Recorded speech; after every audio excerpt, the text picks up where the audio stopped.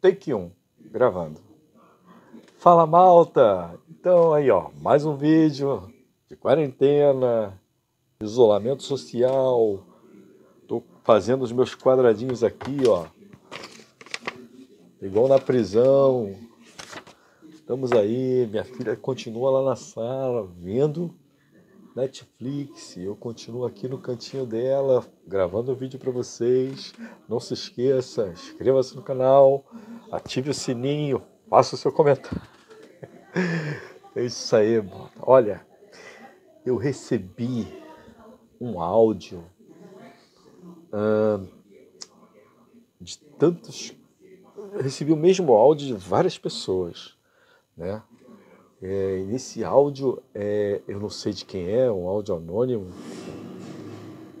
A pessoa só se identificou, mas eu vou botar ele aqui para a gente analisar esse áudio juntos, tá? O áudio é longo, esse vídeo vai ficar um pouquinho grande, tá bem? Vou colocar ele agora. Olha aí, vamos escutar e vamos analisar. Não importa quem eu sou, isso é irrelevante. Importa o que eu vou falar. Não acredite em nada do que eu vou falar. Pesquise você mesmo por tua conta tudo e tire tuas conclusões.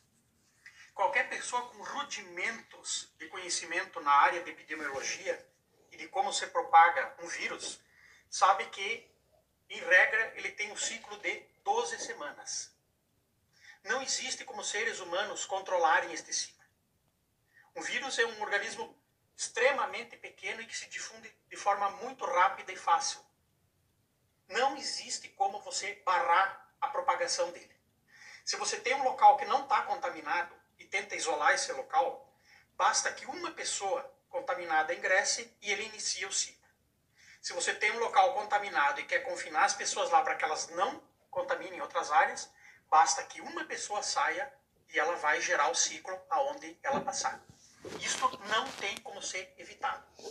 Medidas imbecis, tipo o fechamento do comércio que foi decretado por muitos governadores e prefeitos, apenas transformam este ciclo num ciclo de 12 semanas para um ciclo de 13, 14, 15, seja lá quantas semanas foram o isolamento. Ele vai... Acabou de descobrir quem é que nasceu primeiro, o ovo ou a galinha. Olha, às vezes não dá nem vontade de comentar. Ele mesmo, o mundo todo está errado, só essa criatura aqui está certa, né? Veja bem, é justamente isso que todas as forças estão fazendo. Estão tentando, não é com o isolamento social, com a quarentena, barrar o vírus. Isso não existe, né? O que se existe é ganhar tempo para que o sistema de saúde, né, daquela determinada região consiga atender o maior número de pessoas que fiquem doentes pelo Covid-19 e assim precisem dos respiradores e assim possa atender e assim você fugir, pelo menos evitar a situação de você ter que escolher quem vive e quem morre, como aconteceu na Itália. Mas vamos continuar. Apenas adiar um início que é inevitável. Vai acontecer aquele ciclo e as pessoas contaminadas vai ser em quantidade que é equivalente àquela que seriam caso não tivesse ocorrido o isolamento, a quarentena total. O que tem que se fazer, é óbvio, é reduzir o contato e a possibilidade de contágio de grupos que estejam em situação de vulnerabilidade para aquele vírus. Idosos, crianças pequenas, pessoas doentes. Estes têm sentido fazer isso. Mas eles são 15% da população brasileira. Os outros 85% são pessoas com menos de 59 anos e que não estão nessa condição de vulnerabilidade extrema perante a doença. E diante deles não há nenhum sentido em promover esse tipo de medida tosca de Maria vai com as outras que muitos políticos tomaram sem sequer consultar um especialista. Olha, e ele não tem papa na língua não, medida tosca. Não dá para entender porque é assim, mesmo que pegue, que ele está falando aí, pegue todas as pessoas que fazem parte do grupo de risco, as pessoas idosas, as pessoas que têm complicações, os jovens que têm problemas de doenças de autoimune, bom, tudo, independente da faixa etária, mas faz parte do grupo, isola. Daí os 15%, vamos supor que a conta deles esteja correta. Como é que esses 15% vão viver? Se os outros 85% vai ter contato? Não tem jeito, não tem jeito. Aí eu discordo dele profundamente, por quê? A minha mãe tem 81 anos, tem efizema, tem isso, tem aquilo, tem aquilo, tem aquilo.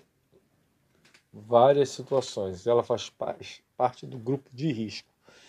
Como é que a minha mãe vai viver sem o meu cuidado, sem o cuidado da minha irmã, que nós não fazemos parte do grupo de risco? Sem palavras, vamos continuar vendo. Especialista verdadeiro da área. Isto é o fato. Podem tentar distorcer do jeito que quiserem, mídias esquerdistas nos hospitais. Ah, mas a situação da Itália, mas a situação dos Estados Unidos. Você mora na Itália ou nos Estados Unidos? Não, né? Você conhece a situação da população italiana? Você sabe qual é a densidade demográfica, a média de idade, o nível de doentes que tem lá? Aposto que não. Vá pesquisar quem são a maioria dos mortos do vírus lá. Pessoas com faixa de idade de 80 anos, com 2,7 doenças pré-existentes, em grande parte sedentários, vivendo em cidades que têm grande densidade demográfica. A Itália tem 60 milhões de habitantes e é do tamanho do Piauí. E está no meio do inverno. Os Estados Unidos têm regiões com alta densidade demográfica, grande. Outra situação que ele coloca, a densidade demográfica, como se o Brasil fosse diferente. Né? Não importa o tamanho do continente. A densidade vai aonde está ali a metrópole. Né? A densidade de São Paulo, absurda. Absurda. Pegar a Rocinha no Rio de Janeiro, que tem 800 metros quadrados, não, 800 quilômetros, não. Tem lá 1 quilômetro quadrado, mais ou menos, com 200 mil pessoas morando. Né? Então, assim, não adianta, isso aí, o que ele está dizendo é completamente equivocado. Rio de Janeiro, São Paulo e outras regiões têm a mesma densidade de algumas cidades do mundo. E outro detalhe que nós não podemos nos esquecer é que tanto a Europa quanto a América do Norte está saindo do inverno, nós estamos na primavera. E a América do Sul está entrando no inverno. Então a situação pode realmente se agravar. Vamos lá. Centros urbanos, Chicago, Nova York, Boston, que estão agora no inverno e lá é frio. É natural que tenha maior índice de contaminação e mais contaminação fatal. Aqui no Brasil, o HN1, que é um vírus muito mais perigoso e com maior índice de letalidade, causou na epidemia, que ocorreu aqui alguns anos atrás, 50 mil casos e 1.200 mortes, mais ou menos. Pesquise os números, vocês vão encontrar. É mais ou menos o que vai se produzir agora. Provavelmente vai ter um pouco mais contaminados, confirmados, e o número de mortes não vai ser expressivamente maior do que isso. Não na época, porque se sabia justamente que a única forma de controlar uma epidemia é adquirindo imunidade. E isso só se faz com vacina, que demora 2 anos o protocolo de pesquisa, ou então com a imunidade natural, que é adquirida quando o indivíduo toma contato com o vírus, adoece ou não, e desenvolve anticorpos para ele. Bolsonaro está certo, sim. Ele nunca falou que era uma gripezinha. Ele disse que, no caso dele, a reação ia ser... Isso aí é um outro detalhe que não dá para passar, né? Não dá para passar. Primeiro, sobre a vacina. Segundo, o problema todo não é comparar essa gripe com H1N1, com ebola, são coisas completamente diferentes. E também assim, não dar valor à vida A vida não é tratada como números. Ah, tivemos 50 mil infectados pelo H1N1 e 1.200 mortes. Era para não morrer nenhuma, né? Parece que vida não são números. De onde está esse cidadão com a cabeça? Só está pensando em quê? Em dinheiro, né? Então não pode se pensar desse jeito. Se não fizer a contenção, o bloqueio para que não esteja um surto muito grande, que o sistema de saúde não dê condições de tratar, não vão ser 1.200, vão ser 10 mil. Na Itália e agora nos Estados Unidos também, 700 e poucas pessoas perderam a vida em 24 horas. Depois, no outro dia, na Itália, 600 e poucas pessoas perderam a vida em 24 horas. Eu espero que isso não aconteça com o Brasil. Espero. Mas existe um gráfico onde, quando se começa no pico, é que se tem essas informações. Vamos seguir. Como uma de uma gripezinha. Porque ele tem uma boa condição de saúde, dado a prática de atletismo durante boa parte da vida dele. Muitos idosos brasileiros têm essa boa condição e se colocam, nesse caso, nas mesmas condições de pessoas que têm menos idade. A maioria das pessoas que tem contato com o vírus e que é contaminada por ele não desenvolve nenhum sintoma. Nada. Ela adquire imunidade antes de a doença se manifestar. Vai ter uma gripe leve, os sintomas de uma gripe leve. Uma outra parte vai ter uma gripe forte, sintomas como se fosse de uma gripe forte. E uma mínima parcela vai desenvolver sintomas mais graves. A maioria esmagadora das pessoas adquire o vírus, provavelmente transmite ele para outro e sequer sabe que esteve contaminado. Esse é o problema. Isto é São os assintomáticos que ele está falando. Isso aí é que a China agora está... China agora está se perturbando com isso. Está se perturbando com isso porque ainda continua reinfestando. E eles estão pesquisando se essa transmissão que está havendo após o pico, se não são justamente desses tipos de pessoas, que são os assintomáticos. As pessoas que adquirem o vírus, não sentem absolutamente nada, mas transmitem. E ele trata isso como uma coisa boa. Não é bom. Não é nada bom. Vamos lá. Cara de pau, imoral, sem ética, manipula.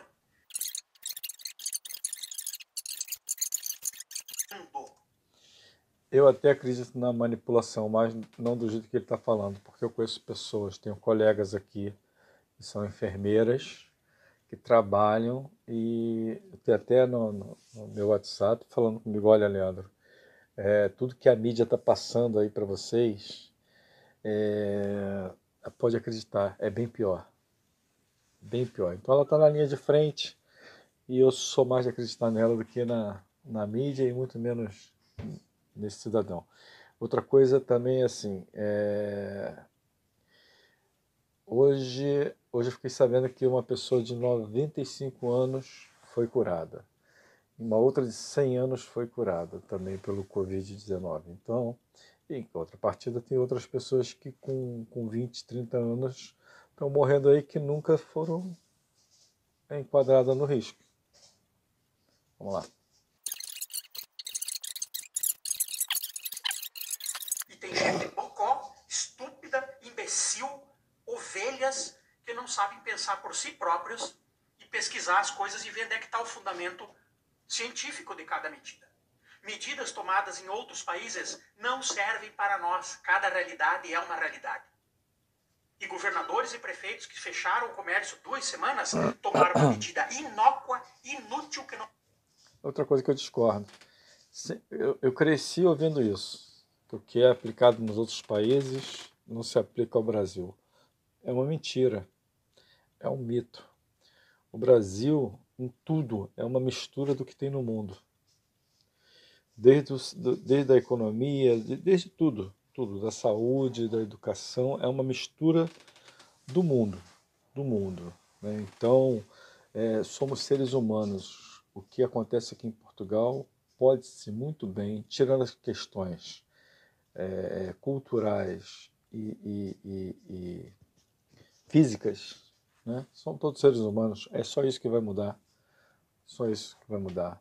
Eu digo cultural porque Japão, por exemplo, tem uma cultura completamente diferente do Ocidente e eles estão como exemplo nessa questão do Covid-19 pela sua cultura de distanciamento, eles são um povo muito asseados, enfim, a gente vamos continuar. Não vai alterar em nada a propagação do vírus e nem o número de mortes e que vai arruinar economias. 2 semanas dá 25% do ano. Só que o prejuízo vai ser maior porque vai ter um tempo de retomada. Vocês podem jogar aí uns 6 ou 7% de queda. Esses governantes pensaram que o imposto vem da circulação da economia? Eles lembraram que eles dependem? O deles vai pingar certinho no final do mês. E o empresário que vai ter que pagar impostos? E vai ter que pagar a folha? E vai ter que acabar demitindo por causa dessa medida infantil e assodada que tomaram? Mais uma vez, eles se escapam ilesos, porque nós não fazemos pressão em cima deles. E mais uma vez, os chineses vão escapar ilesos. Todas as pandemias recentes, quase todas, surgiram na China. Repare, pesquise e você vai ver. Por que isso ocorre? É pela forma desumana, cruel, com que eles tratam os animais. Todos os vírus acabaram migrando de animais para pessoas. Por que isso não acontece na Índia, que tem uma população enorme, quase equivalente à da China e uma densidade demográfica parecida? Porque na Índia se respeitam os animais e na China não. É o modo de vida deles que tem causado isso aí. E irresponsavelmente eles ficam lá e não sofrem nenhuma penalização. Nós é que temos que dar penalização para eles. Boicotar. Não vou fazer propaganda não, mas eu vi um vídeo do Sami, aquele economista, que eu acho que era até da Globo, agora está na Jovem Pan, está trabalhando no programa Pânico. Ele fez uma live do apartamento dele, da casa dele, sobre um estudo que eles fizeram, um estudo, ele mais um outro economista, fazendo o apontamento da economia mediante os 3 tipos de cenário, né? Fazendo a contenção, fazendo a quarentena, com tantos por cento de infectados e tal, depois com 3%, depois, ou seja, é porque...